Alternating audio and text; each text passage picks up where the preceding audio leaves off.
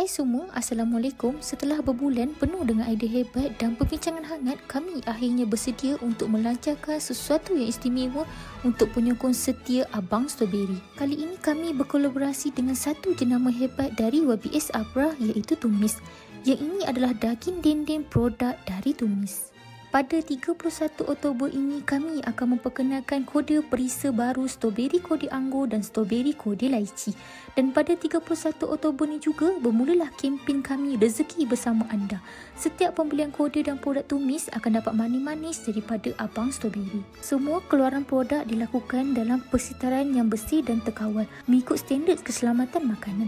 Daripada langkah awal seperti pemilihan bahan ke proses memasak yang dikawal suhunya, kemudian disejukkan dengan sempurna untuk kekalkan rasa dan kualiti. Semua keluaran produk dilakukan dalam persitaran yang bersih dan terkawal.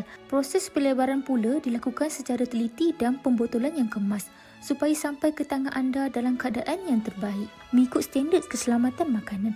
Ini pula adalah proses memasak sambal nasi lemak dari produk Tumis. Setiap langkah dihasilkan dengan penuh hati-hati dan teliti bagi memastikan sambal sampai dalam keadaan baik, segar dan sedia untuk dinikmati. Jemput semua ke live TikTok Abang Strawberry pada 31 Oktober jam 9 malam. Kami akan buat pelancaran 1000 botol kode baru dan kempen Rezeki Bersama Anda. Jangan terlepas, setiap pembelian produk Abang Strawberry dan Tumis akan dapat manis-manis. Terima kasih yang support Abang Strawberry.